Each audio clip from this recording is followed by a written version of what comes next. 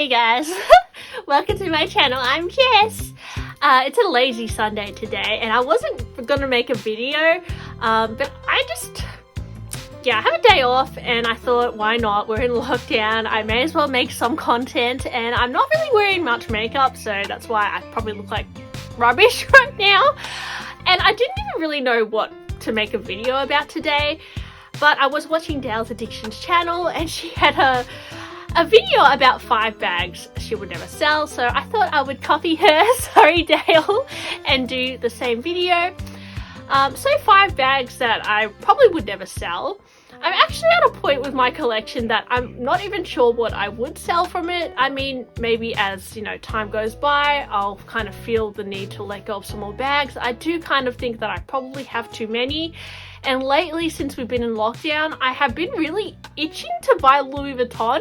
Literally every lockdown. For some reason, I just go Louis Vuitton crazy and then I end up selling most of the things I bought. So I am identifying within myself that habit, and I'm trying not to go too crazy. Although, guys, I did get a package today.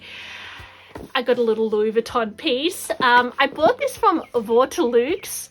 They sent me a little thank you note as well, which is really cute. It's a consignment store in Australia, so I may as well show you guys what this is before I start my 5 bags I would never sell subject. So yeah, you guys are probably going to be like, Jess, you did not need that, but I couldn't help myself. It ended up being 400 Australian dollars, which is not too bad, but I mean, it is still a lot of money. So you can probably tell it's an SLG, it's not a handbag, which I really don't need SLGs, but yeah, it's a cherry coin purse.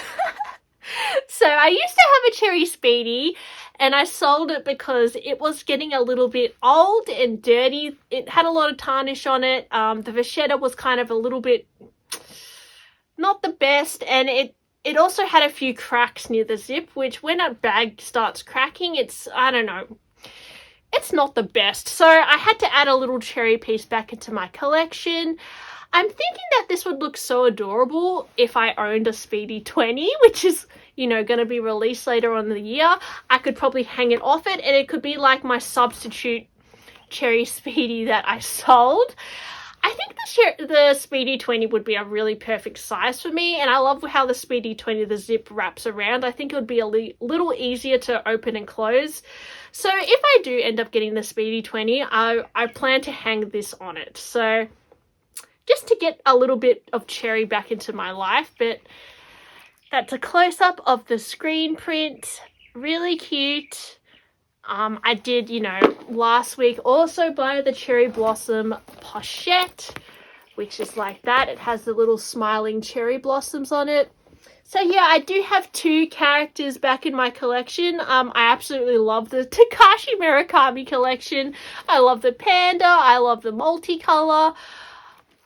I don't know. It's just so cute. And yeah, I did sell everything and now I'm telling myself not to go too crazy, but yeah, I mean, lockdown has been getting to me, guys. I'm not gonna lie. Yesterday, I just was like, I don't know, I was really angry. Like, I was just everything. I couldn't tolerate anything.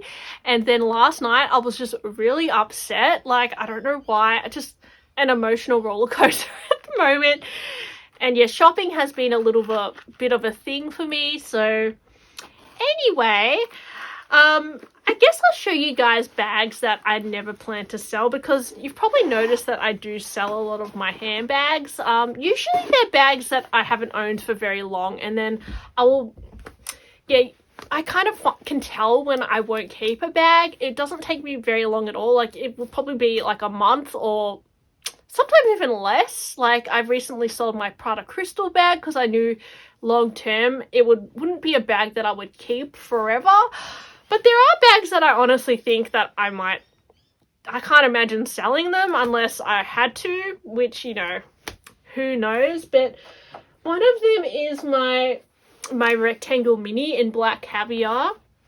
Now, I bought this back when it was 4,000 Australian dollars, I think it was 4,260, which was so much money.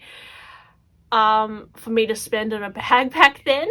I have seen these recently reselling for like double that, which is ridiculous, and I don't think I would.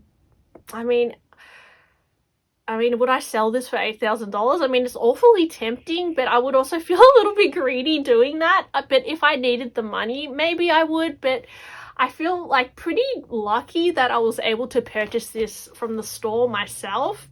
And given that, I don't think it's something that it would ever happen to me again. Yeah, I would never be able to buy it back for that price again. So for that reason, I would like to keep it. And also, I think it's just you can't really go wrong with this style. It's so classic. It's just so cute. And the caviar from this season is really durable as well. It's from 2018. So I don't think I would ever sell this because I think I would really be upset if I didn't have it anymore, which sounds silly, but I just feel really lucky that I was able to buy one. Also, my Gabrielle backpack is another one which I purchased from the store. I have a little bit more sentimental value to the Chanel pieces I purchased from the store. I have purchased a lot secondhand as well, but this one in particular I purchased before I went on a trip to Japan, and I remember I felt so guilty after buying it. I felt horrible. I think I also bought it for around $4,300 or $4,200, and then I claimed tax back, and then it ended up, I only ended up spending under $4,000 for it. So I don't think the Gabrielle backpack holds value as much as the minis, but certainly now I think it's over $6,000 in the store, so it has gone up a lot in 2 years. So if I were to sell it, it would be it would be annoying to buy back again because I would have to pay more.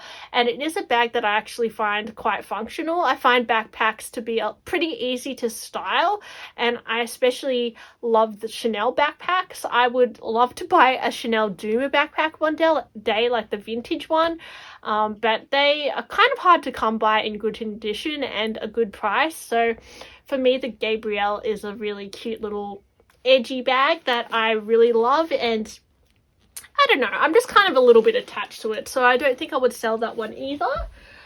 To be honest, I think all the bags that I wouldn't sell are probably Chanel bags. I think Chanel is my favorite brand. I do own 4 Hermes bags. I have a mini Evelyn, a Picotin, a Kelly 28, and a mini Bolide bag. And the only Hermes bag I've purchased from the store is my mini Evelyn. All my other Hermes bags I purchased pre-loved. I think at the stage of my life I'm in now, I don't have heaps of brand knowledge about Hermes, so I'm not as passionate about it.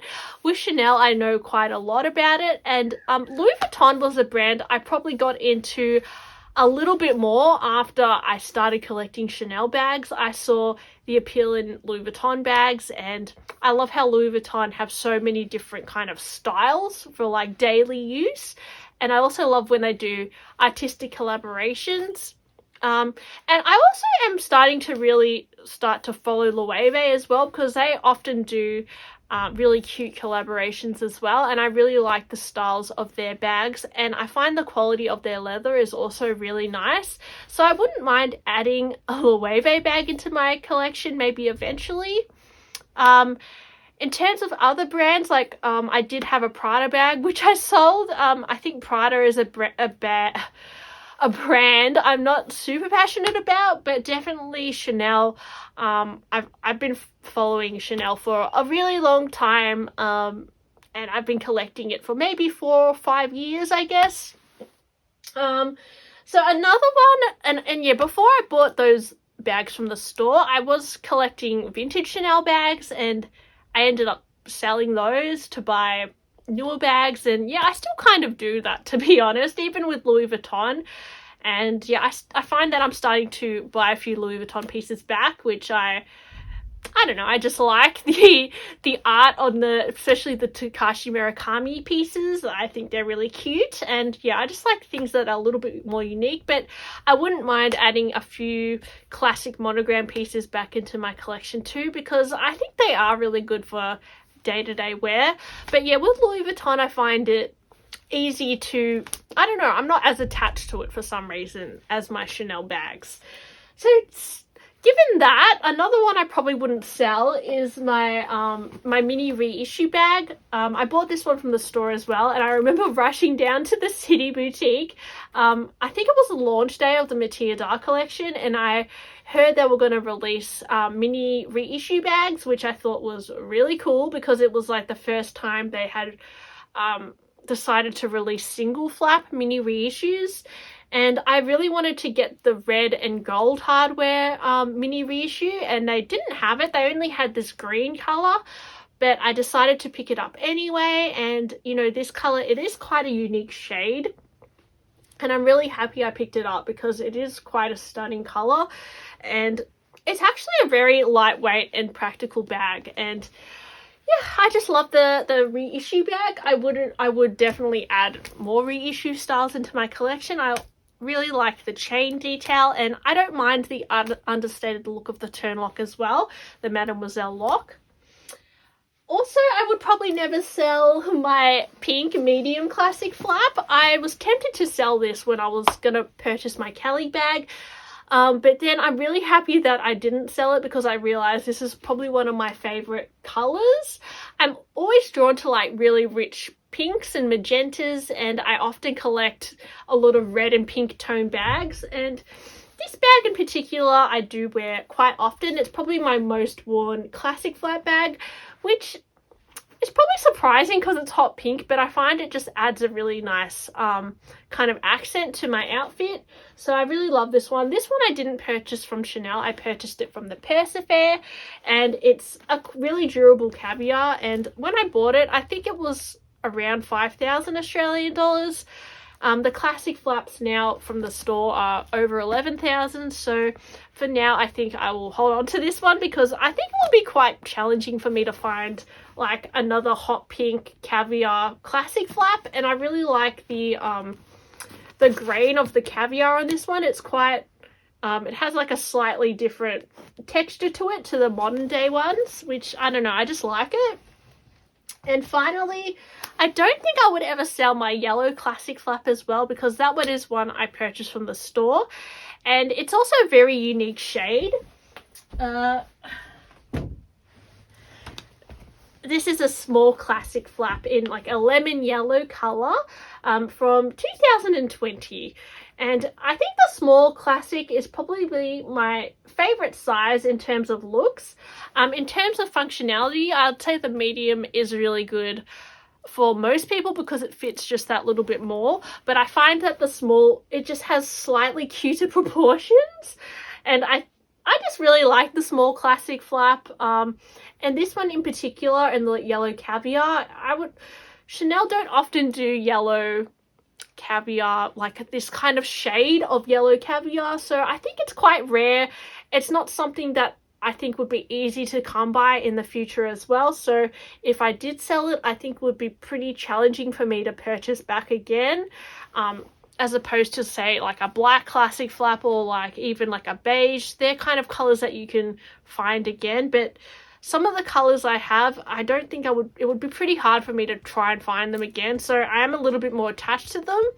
I think that's why I, in the past, had sold most of my Louis Vuitton bags, because Louis Vuitton bags, especially just like the classic monogram ones, you can definitely try and find them back again.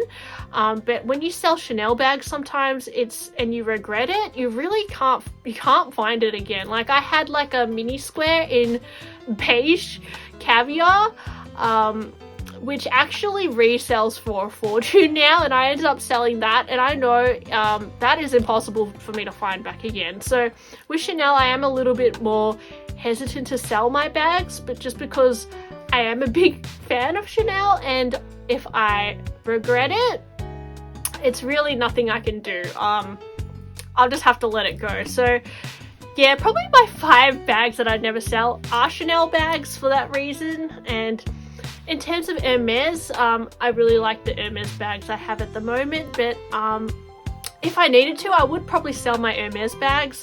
I don't know why, I just don't have that same attachment to them as I do with my Chanel ones. So yeah, anyway guys, thanks for watching my video. think that's all I have to say today. I hope you enjoyed it, and yeah, I'll see you on my next one. Bye!